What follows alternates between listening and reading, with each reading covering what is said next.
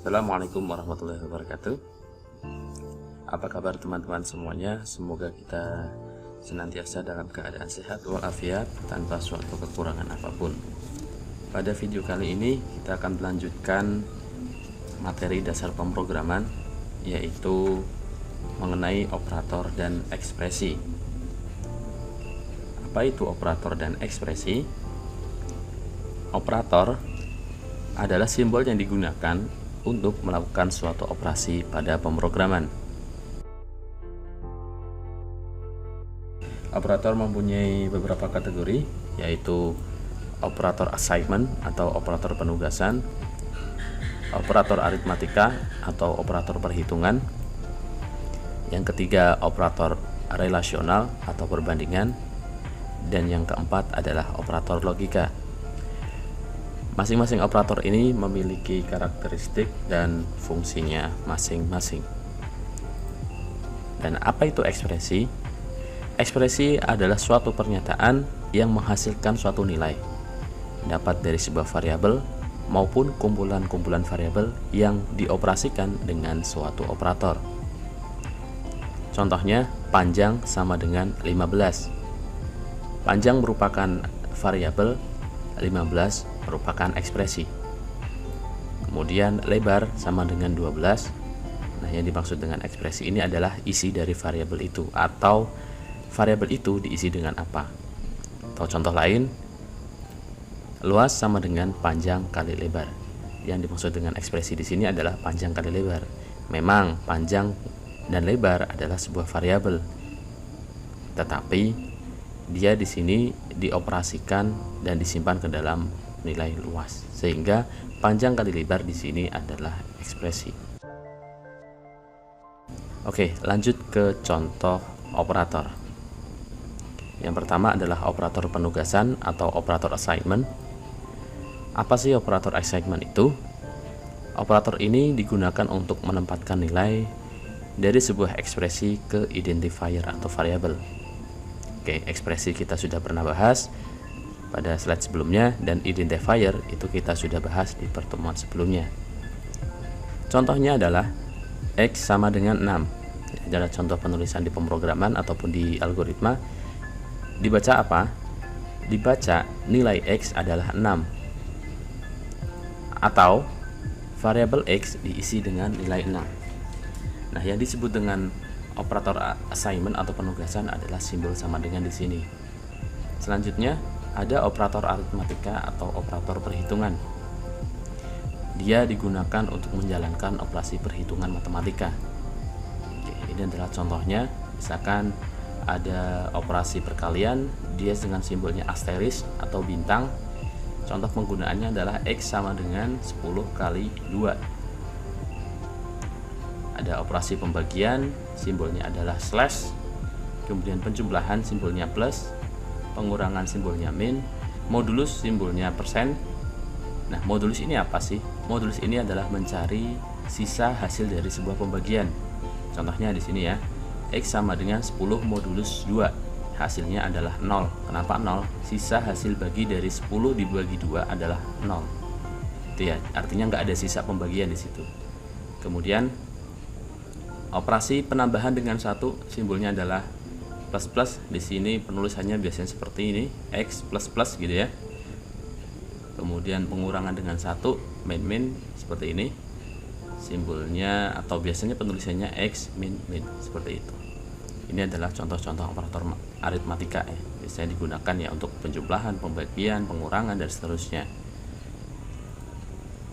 Kemudian yang ketiga adalah operator relasional atau operator perbandingan. Dia digunakan untuk menunjukkan hubungan antara dua buah nilai atau variabel, atau disebut juga dengan operator perbandingan gitu ya. Sebagai contoh seperti ini, simbol lebih kecil dari, dan simbolnya seperti ini. Contohnya adalah 8 kurang 7, dia menghasilkan nilai false. Artinya pernyataan ini bernilai salah. Kemudian lebih kecil atau sama dengan 8 kurang dari sama dengan, atau bacanya 8 lebih kecil sama dengan 7 ya, menghasilkan nilai false. Kemudian lebih besar dari, simbolnya seperti ini, 8 lebih besar dari 7. dia menghasilkan nilai true atau benar. Kemudian lebih besar atau sama dengan, ya.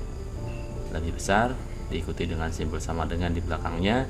8 lebih besar atau sama dengan 7, nilainya juga true. Kemudian di sini adalah nilainya sama dengan, ya, simbolnya di sini ada sama dengannya 2, berbeda dengan operator assignment.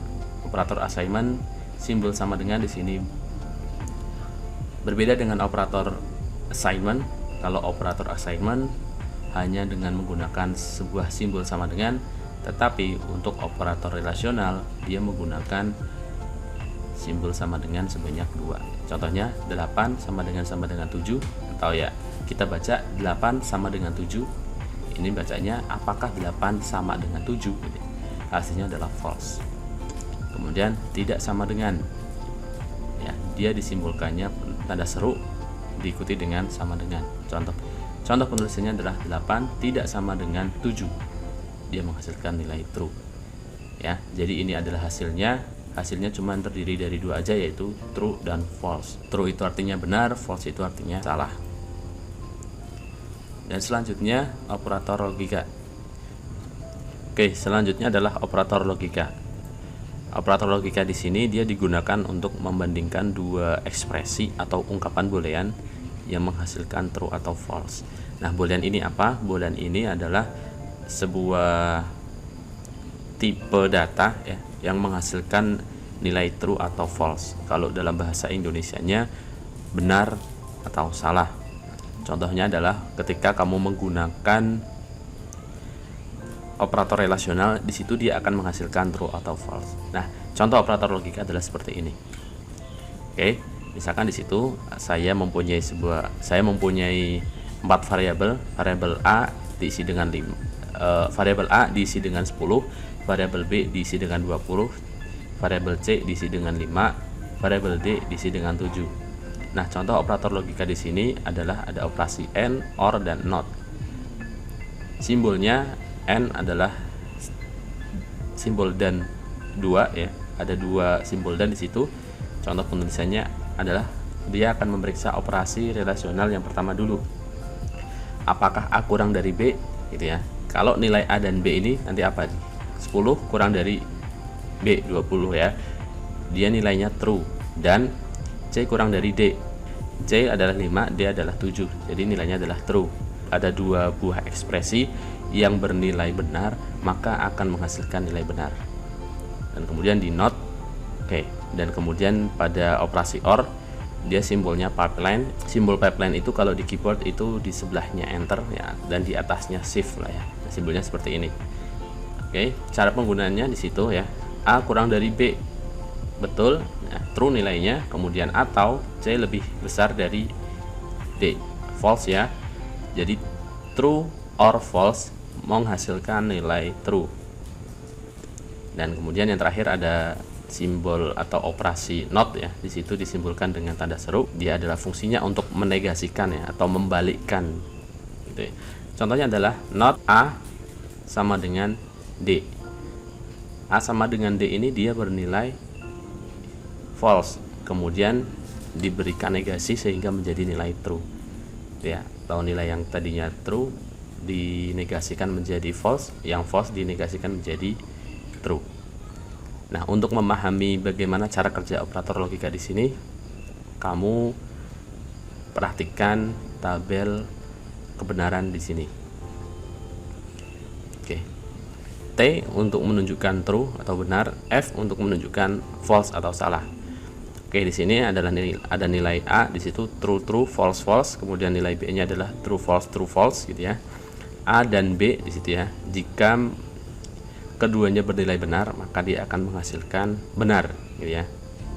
Kemudian untuk dan ini, ya, untuk dan apabila salah satu ekspresinya dia bernilai false, maka akan menghasilkan nilai yang false. Kemudian, nah, untuk operasi OR di sini A or B, apabila keduanya bernilai false, maka dia akan menghasilkan false.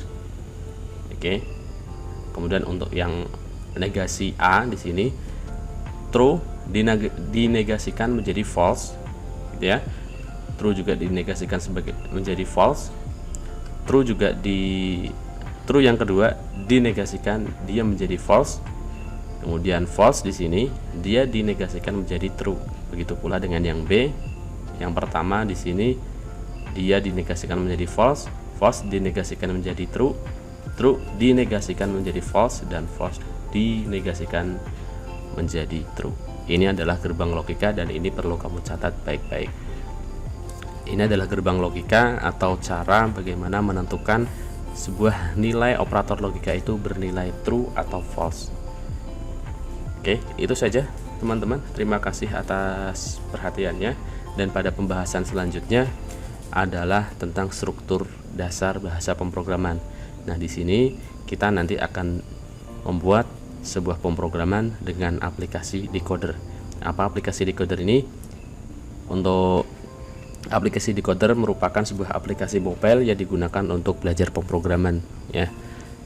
Kamu bisa download aplikasinya di Play Store ataupun di App Store, free, gratis. Kamu tinggal download aja, tinggal pakai. Nah, cara menggunakannya gimana? Tunggu di video selanjutnya. Terima kasih atas perhatiannya. Kalau misalkan teman-teman ada yang perlu ditanyakan atau ada perlu yang didiskusikan, bisa isi kolom komentar di bawah. Terima kasih. Wassalamualaikum warahmatullahi wabarakatuh.